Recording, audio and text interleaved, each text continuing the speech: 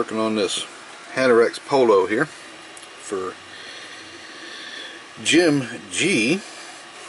I want to go around and show you, like, in the past, either somebody's done some work, well, somebody's done some work on this for sure. There's evidence of that all over it.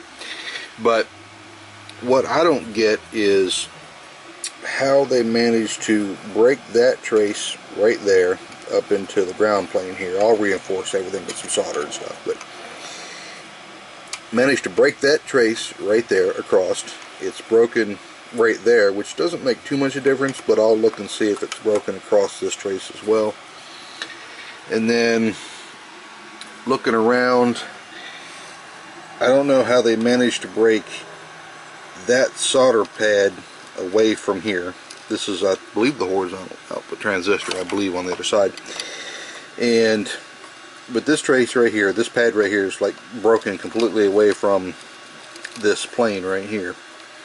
And then, not sure how they did it, but you can see a crack going along here. So I'm going to have to patch all of those traces. Not sure how that happened. And then somebody replaced the flyback in the past, I'm not sure who.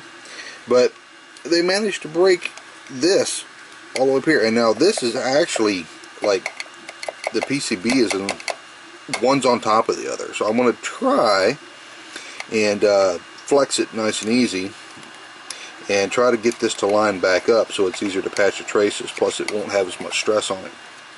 So I'm going to try to do that and get that back flat, because this is kind of in an area here you can't really, I don't want to break it completely or break it completely the other way.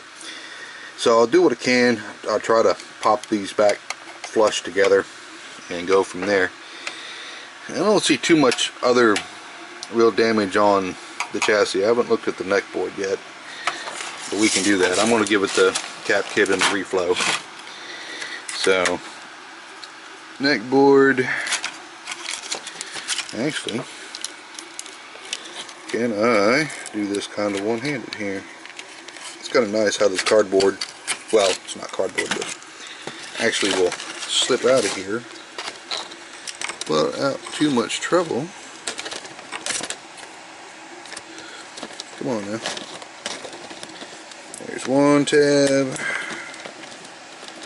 You get a live view of what I'm not able to do here with my fingernails.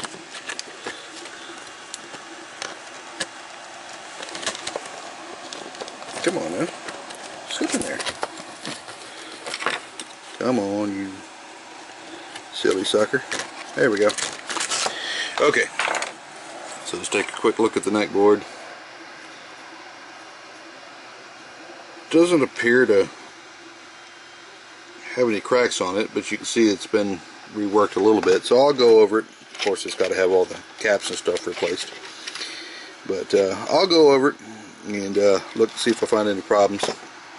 And there's the remote board. It's probably okay, but I'll look at it too, and we'll give it a cap kit, good reflow, do some trace repair on it here and over here, so we'll get it done. Alright, well, just want to kind of show you what was, oh, in this pad right here. So just wanted to give you kind of a general overview of when you go to start a repair on something. I don't normally repair these chassis, so this is, hopefully it's going to work when it's returned. I got no way to test it, but it sure ain't going to work with all this broken stuff. So, alright, let's get started.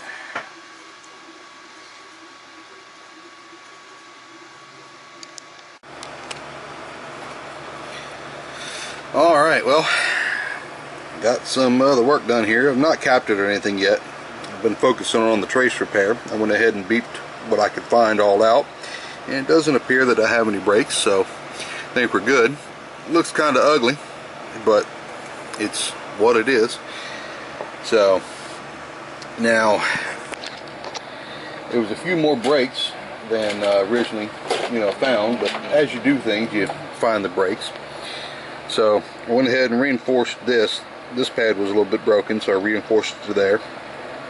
Put a nice big reinforcement on here, and then I found other breaks in around here and around here.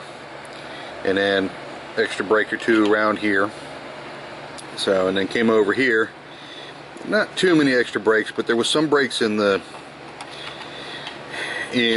bigger traces here. So luckily they're tinned with the X pattern, so you can just basically just take and create a nice big solder bridge across those, and that holds really well.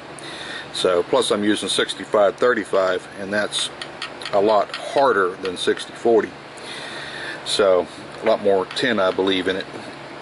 So, but looks like we got them all patched up and whatnot. This is kind of just a ring around the brake that went across here, but everything seems to be good. I did take the flyback out because that was the only way I could get this to flex back flat. And as soon as I took the flyback out, I was able to flex it no problem and get it back in place. So that's all flat down along here now, instead of this side being raised and this side being lowered. So everything looks good to go, so now it's time for the cap kit.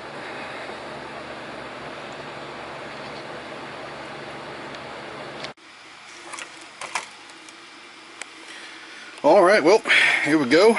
Got it all reflowed. Got it all put back together. Got the back plate on it. Got a nice new fresh set of caps on it.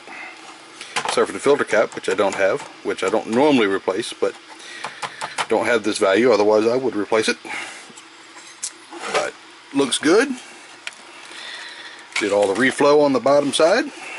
I still got to put the little edge piece on it here, but that just pushes in from the sides.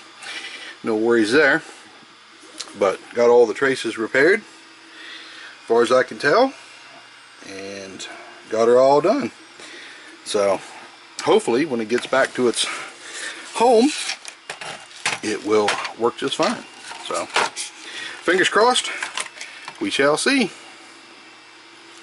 If you like what you see, please leave a comment at the bottom of this video, or shoot me an email at thearcadebuffet@gmail.com, or visit my site, thearcadebuffet.com. Thanks, and see you soon.